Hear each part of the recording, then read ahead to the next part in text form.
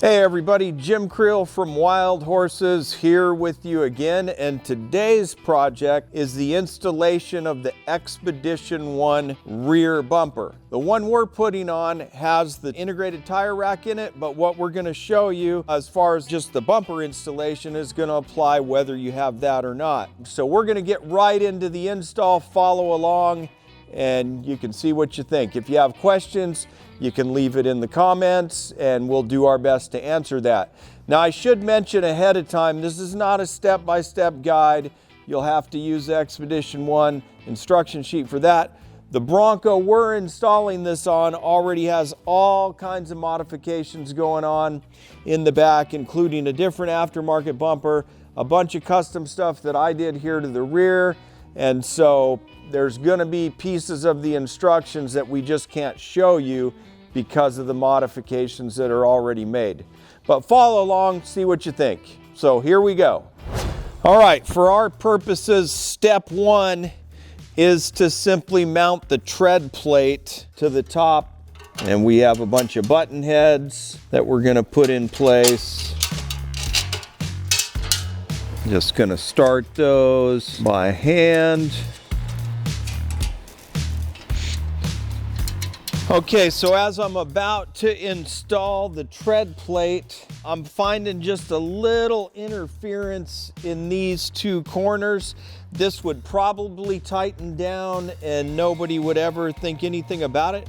I'm gonna put a little, just do a little trim on these two corners so that I'm not pushing right into the weld with my tread plate.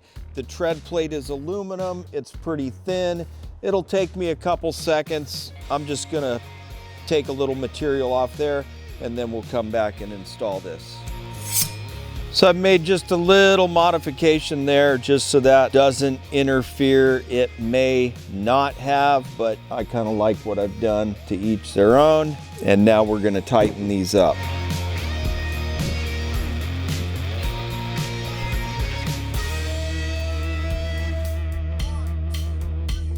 Okay, so even though we're not doing like a factory bumper removal, the sensors are hooked up in this bumper and you're gonna have to unplug the wiring from the driver and passenger side for the sensor. So what you do, here's our sensor. This one may be a lot easier, it's pretty easy to get to because it's kind of exposed. There's a tab on the top on this back side that you push in and you just pull that out. Really straightforward. All right, so here we go. I've enlisted some assistance to help me take the bumper off. Taking a stock bumper off is kind of just like this. There's 2 bolts passenger side, 2 bolts driver side, and it's off. Grab the bumper, here we go.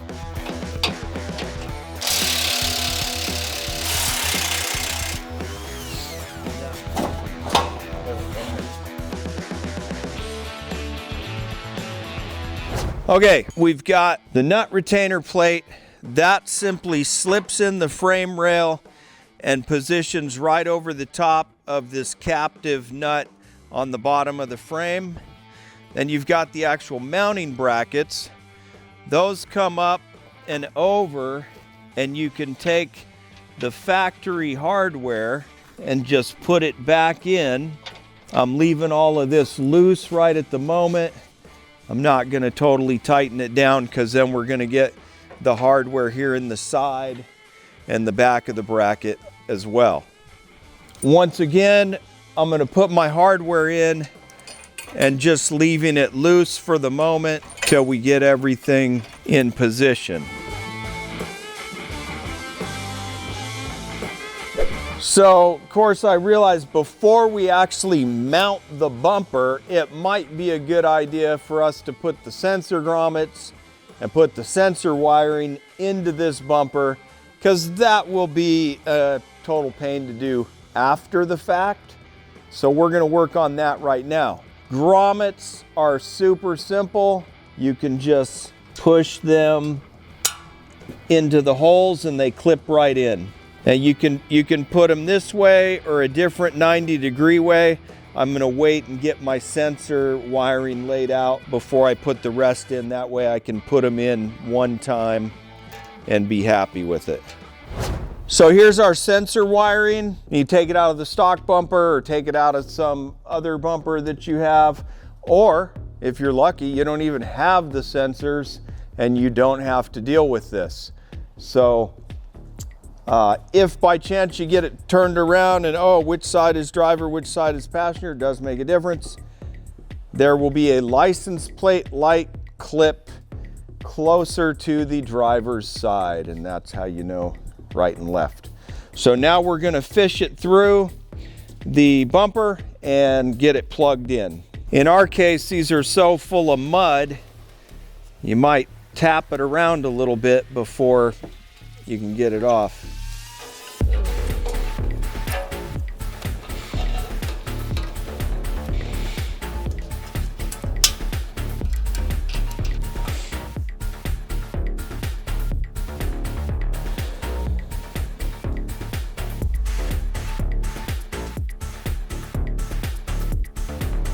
So we're about to do the install of the rear bumper, and again, as I noted before, it can pivot into the body. I've got my guys helping me.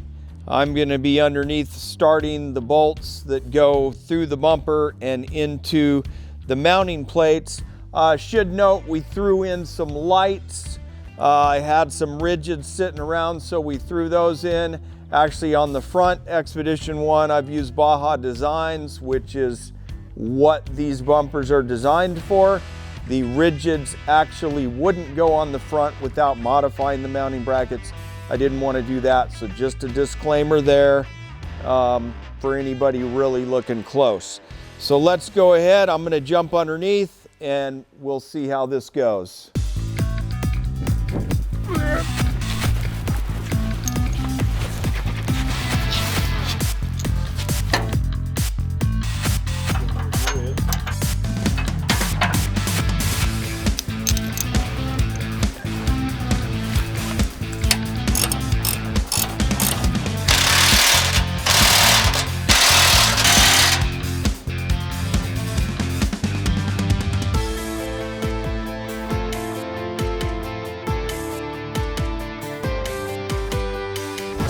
Okay, so there you have it. Obviously, you're gonna tighten all those bolts. You've got a little bit of adjustability, but tighten everything down.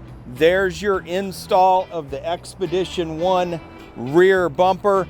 Fits super nice, very heavy duty. We're specifically cutting the video here and leaving the tire rack portion for a different video because obviously this bumper is available with and without the integrated tire rack. So our purpose is just to show the main bumper install, and you can check back. We'll eventually get that tire rack video up too. With all that being said, we'll see you out there on the trail. Peace.